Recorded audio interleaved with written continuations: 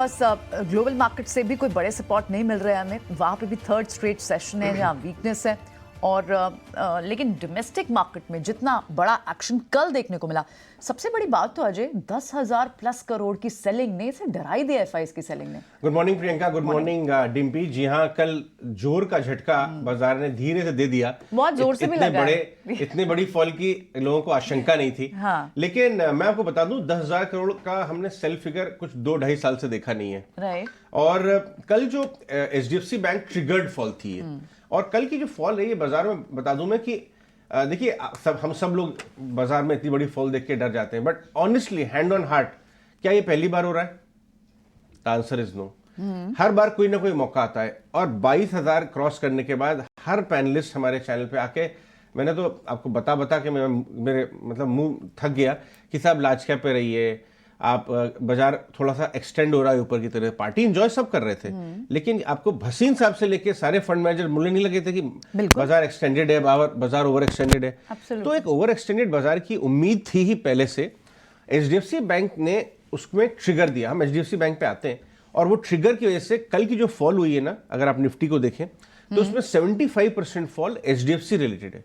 यानी जितने अंक जो है निकल के आए निफ्टी करीब 450 पॉइंट, इसमें 70% फॉल एचडीएफसी का योगदान है। Okay. उसके बाद बाकी दूसरे स्टॉक्स हैं। प्राइवेट बैंक को प्रेशर में ले आया एचडीएफसी, क्योंकि लोग संदेह करने लगे कि साहब अगर इनकी अर्निंग्स क्वालिटी प्रेशर आ सकता है तो क्या दूसरे प्राइवेट बैंकों की अर्निंग्स क्वालिटी में भी प्रेशर आ सकता है। लेकिन मैं ये साफ तौर पर रख दूं कि कल की जो बाइंग थी वो ट्रिगर्ड बाय एचडीएफसी थी और दूसरा वो कॉन्सेंट्रेटेड थी। 10,000 में की सेलिंग में एफआईआई ने 8,000 करोड़ एचडीएफसी बैंक बेचा है, 2,000 करोड़ कुछ और ही बेच दिया। सामने डीआई भी तो खड़ा हुआ लेने के लिए। लेकिन अभी ओपिनियन डिवाइडेड है स्ट्रीट पे इस बात पे कि क्या एचडीएफसी बैंक की डी रेटिंग खत्म हो गई है नहीं, क्योंकि जो फॉल एचडीएफसी बैंक में आ रहा है वो 2-2.5 साल के अंडर परफॉर्मेंस के बावजूद आ रहा है। लोगों को ये मानना था कि 2-4 क्वार्टर में अर्निंग पलटने लगी, लेकिन पलट नहीं रही है। तो ये फ्रेश नेगेटिव सरप्राइज है। इसलिए अगर ये ओपिनियन डिवाइडेड है, डिपेंड करता है आप किस साइड पे हैं। आज से गैप डाउन आप खरीदना चाहते हैं, आपको लगता है वैल्यूएशन अट्रैक्टिव हो गया है, तो स्टॉप लॉस से साथ काम करिए। ये थोड़ा रिस्की ट्रेड हो सकता है। लॉन्ग टर्म इन्वेस्टर के लिए इससे अच्छी बाइंग अपॉर्चुनिटी नहीं है कि आपको लगता है वापस ग्रोथ ट्रैजेक्टरी अर्निंग वापस आ जाएगी। तो लेकिन ओपिनियन अभी डिवाइडेड है, एकदम साफ साफ। कल आप देखिए अगर प्रियंका, रिलायंस ने बाजार को सपोर्ट किया। राइट। एक कल खास बात ये हुई कि आईटी जो यूजुअली बैंक्स के ऑपोजिट चलता है, जब बैंक्स घटते हैं तो आईटी हाथ लगा देता है, वो नहीं था। आईटी का सपोर्ट नहीं आया बाजार को, इसलिए हमने, और आज 200 पॉइंट लग रहा है मुझे, मैं सरप्राइज नहीं हूँ कि 200 नहीं 400 पॉइंट भी हो सकता है गिर जाए।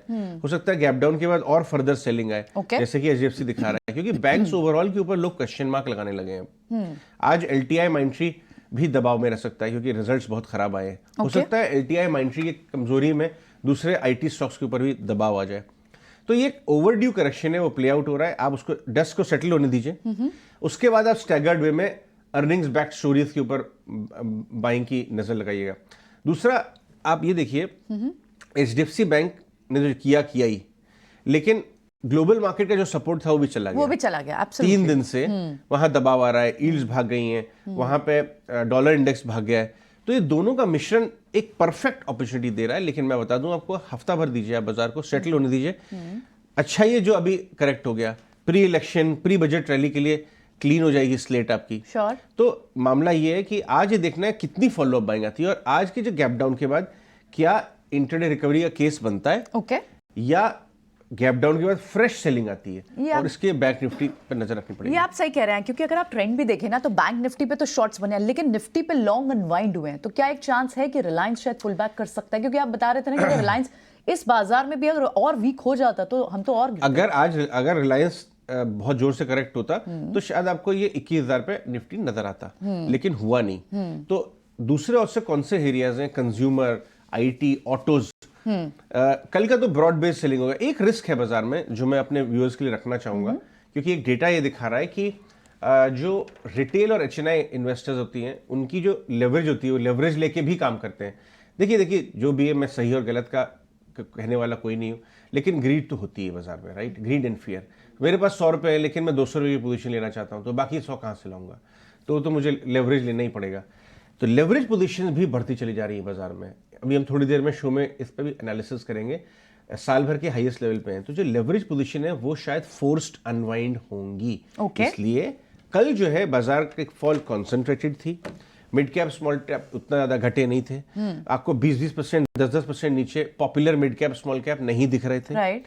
मुझे लगता है कि आज वो आंच आ सकती है स्मॉल कैप मिड कैप के ऊपर। ओके। तो अगर आप पूरा पैसा लगा हुआ है, आप बेच नहीं पाए तो होल्ड करिए, कोई प्रॉब्लम नहीं है क्वालिटी नाउ में। और अगर नॉन क्वालिटी में भी अगर आप घुस गए थे तो एक बार को निकल जाइएगा, क्योंकि आज कल जो है वो सिर्फ लार्ज कैप, पहली फॉल हमेशा लार्ज कैप में आती है, सेकंड फॉल वो मिड कैप स्मॉल कैप में भी आती है। लेकिन मैं आपको फिर भी बता दूं कि फार्मा डिक्लाइन पे यहां से थोड़ा घटेगा तो आपको लार्ज कैप 4-5 नाम दिखने चाहिए। सब में अर्निंग अपग्रेड आया है, ओके। व्यूअर्स को भूलना नहीं चाहिए। हाँ। लुपिन, डीआरएल और सब में अर्निंग अपग्रेड है। नीचे माल मिले क्यों नहीं लेना चाहिए साहब? एक रूटीन करेक्शन है जो प्ले आउट हो रहा है, उसमें नया क्या है? और करेक्शन तो हर साल आती ही है, 10 से 15% लेवल्स करेक्शन। की बात कर लेते हैं। आज के गैप डाउन के बाद पहले सपोर्ट पे ही खुलेगा बाजार, तो अपने को वहां से देखना है कि वहां से फ्रेश गिरते हैं नीचे या वहां से रिकवरी अटेम्प्ट कर रहे हैं। जिस हिसाब से एडीआर कल गिरा है 9%, हो सकता है पहले हाफ में बाजार में दबाव रहे, तो रुक के काम करिए, कूदिए मत बाजार के अंदर, सेटल होने दीजिए डेस्क, खूब मौके मिलेंगे। कोई पहली बार करेक्शन हमें नहीं दिखाई दे रहा है। ठीक है, 21,400 फिलहाल एक सपोर्ट दिख रहा है, क्योंकि वहां पुट राइटिंग हुई है। एग्जैक्टली, देखना मुझे होगा आपने बताया ना कि हाँ, कि वहां तक जाता है बाजार या वहां से संभल जाता है, तो